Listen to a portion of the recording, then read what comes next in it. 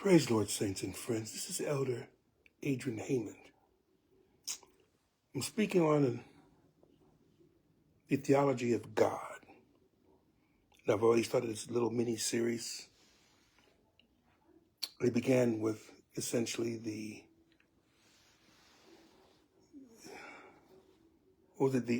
knowing He is. And I've also been speaking about the eternality, which is what I'm going to hit now. But remember, all these things are what identifies God as who He is. It has nothing to do with the name. I'll deal with the name in a bit. But I wanted to deal with the attributes of God. Why do we serve God in this way? Because essentially, it's all tied into this. But he that cometh to God must first believe that He is real, that He exists. And many people, because they don't see Him, they don't recognize what He does, then they make the assumption He doesn't exist. No one says this about a virus, about bacteria, about microscopic creatures that can enter into you and kill you. No one says this about the molecules that continually work amongst each other to create and recreate atoms, substances, and so on, through some recognizable pattern. We don't see with our eyes, but we believe because someone tested this in a laboratory. And they were able to see the smallest of things.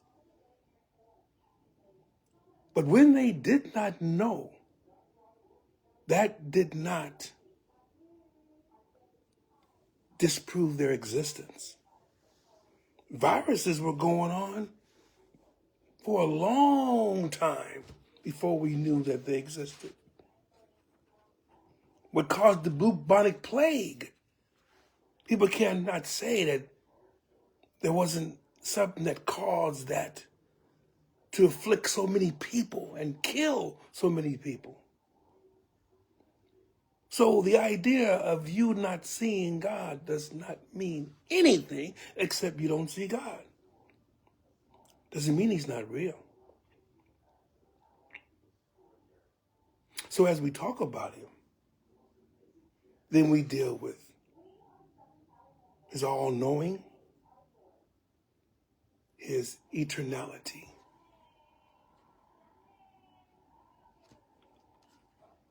That He essentially has never been made. He's never grown. Oh, the other one was His immutability. He never changes.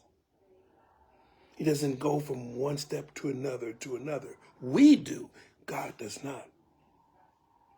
What He's known, He's always known, always will know. And we can't really understand it because we don't know how much He knows. Because we only scratch the tip of the knowledge of what's available in this universe. We don't even know everything there is about our own planet. Things happen that still surprise us. And God already knows these things. Has always known these things. Will always know these things. Someone said it will take eternity for us to understand all things about God. And I tend to make that a little different. It will take eternity, but we still won't know everything there is to know about God.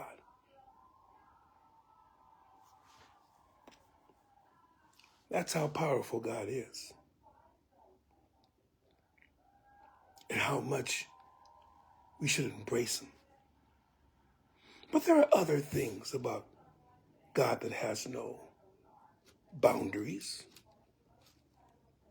His strength.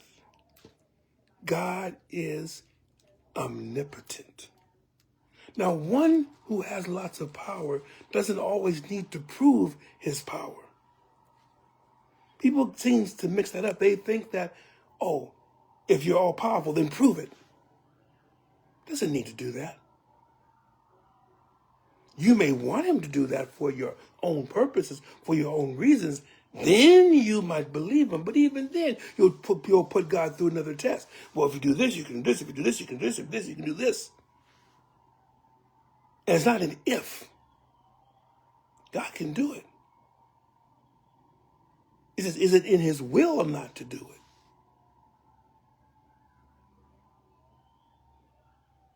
And it's okay.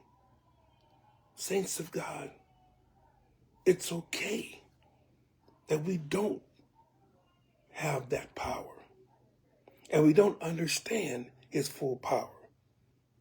Even the angels don't know his full power, and they stand in his presence. I want you to think about everything that takes place.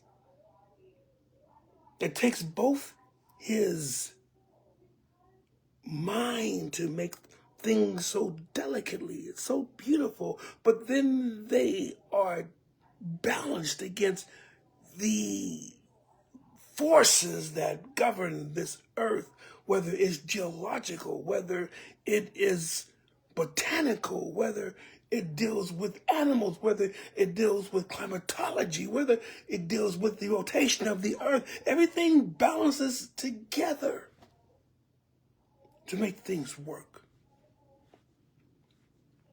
We have to understand that the Lord told man, he gave man the power to change he gave man the charge to change the environment. But if God was with man, man would have done it correctly without disturbing the delicate ecological balance that God had instituted. But we tend to blame God for letting man do it. No, this is God, this is man's responsibility. And we have to take charge of this. And it's not just our knowledge that we should understand. It's God's power. How can he make, think about it, how can he make something as small as a cell in your body that receives nutrients from other cells that carry the nutrients down to that particular one? It's microscopic. You can't see the individual cell unless you put it under a microscope. But then he creates the majesty of the sun, that untold millions of tons of hydrogen are converted every hour, every minute, every second to helium in a way that its power emanates from the sun and touches us here on earth. So we don't freeze to death, and yet far enough that we don't burn up and melt. And to know that there are stars that make the sun almost like a speck of dust. How huge can these stars get? The galaxies that these stars inhabit, and they slowly rotate around this center, which in most galaxies we find out now is home to an immense black hole that doesn't just eat all the stars in the galaxy, but provides stability to it. Who would have thought that? Not to mention that everything is held together in the universe by things we don't even see. Dark matter, But honestly, just because scientists have labeled it, God had already made it. He'd already made it. He didn't need man to discover it for it to be real. It was already made. See, this deals with the power, the raw power of God. Now, to be honest, whether it's Big Bang or it's 6,000 years, we'll know when we get to heaven. So I'm not going to argue, because I've read both arguments. Read that essentially the sun is about between 15 and 20 billion years old, according to science. But then going by the genealogy of Genesis, that it's maybe about 6,000 years old, a little bit over 6,000 years old.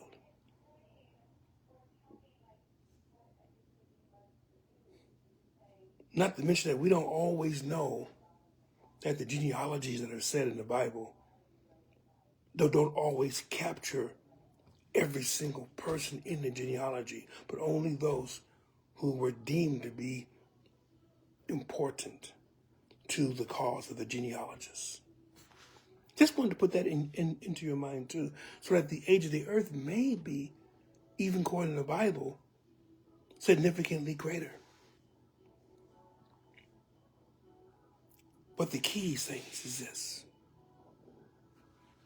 The Lord being omnipotent means two things. Number one, that he has the power to do anything he wants.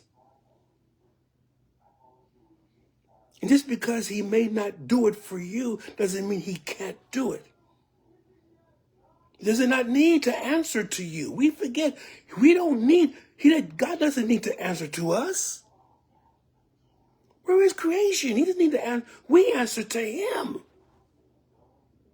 Where is that said in the Bible?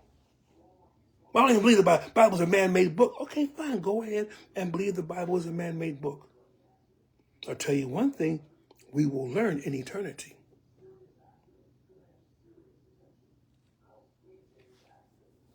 Now, being omnipotent also means his authority. This is where many people really get it mixed up. They feel that if the Lord has authority, then he should have the means to get rid of all the things that are bad upon this earth. The poverty, the crime, the sickness, all the things that take place that essentially threaten mankind in his existence in various areas of this globe. And it may even affect the entire globe. But essentially, not putting any blame upon men and women, but putting it all upon God for causing all the hardship. But understand, we tend to think that God is this big, giant rabbit's foot in the sky. That we rub him and he's like a genie. What should I do, Master? Your wish is my command. That's not God. That means you guide what God does. Vice versa, we should be guided by we should be guided by what the Lord asks us to do. Instead of us dictating to God what he should do. So instead of blaming God for the things he hasn't done, the wonder is that we're still alive. And the answer is because the Lord has had mercy. That not everyone on this planet has died. We have messed up the ozone layer. Thank God that he gave us the wherewithal to try to reverse that nature. Now we're being overwhelmed by by all the pollution and the warming of the planet. And some of us may deny it, but we are responsible for all of these things that are now up in the air, holding the heat in. Without the requisite number of plants that could absorb the carbon dioxide, because we're burning the forest and releasing the carbon in the forest, adding to the temperature spiking. Do we blame that on God too? Well, God, you should have helped us. You should have. No, he doesn't have to do anything. The fact that the oceans absorb so much of the heat, because that makes the oceans warmer now. But that should also tell you that the Lord had planned stopgaps without our knowledge to try to mitigate some of the harm given to this planet by us. In terms of his authority, the thing that we forget is that in situations that seem as though Satan has all the power, he's running everything according to what he wants. And we tend to forget that even in those circumstances, that God has already thought of it and made a plan to mitigate the effects of Satan. So although he may seem to have power at this time, the Lord tends to frustrate his plans over and over and over again. Yes, there are wars that kill. But then somehow he gets the two sides to the drawing table so they don't kill everyone of a certain culture. It's God that preserves us, even if we don't do the things that's required for us to preserve ourselves. But yet we want to blame God, because he doesn't just come in and step in the middle of things. It should be us. Jesus said, blessed are the peacemakers, for they shall see God. Where are the peacemakers? Where are the peacemakers instead of the warmongers? Where are the people that try to understand the needs and wants of others so we can come to a fair conclusion? Where are those people instead of blaming God for all this?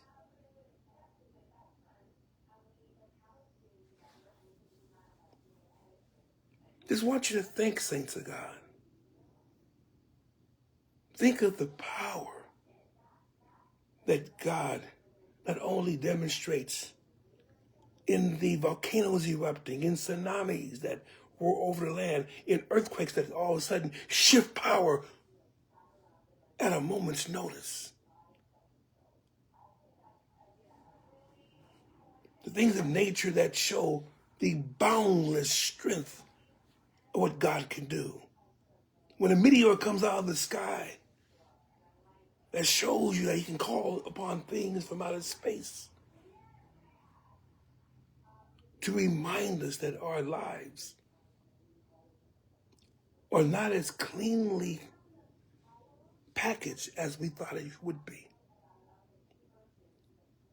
And we're not scared. We just wonder at the power of God. And as saints of God, we understand the authority that even though bad things do happen, that the Lord guides us through even the bad things that take place in our lives. After all is said and done, We may not want to go through it, but it works for our good. In any case, may God bless you, may He keep you. May the Lord give you strength and encouragement today, because God has you. Satan can't. We know this for sure, that the authority of Christ cannot be matched in any way by what Satan tries to offer. So allow the Lord to have His free course in your life. God bless you in Jesus' name.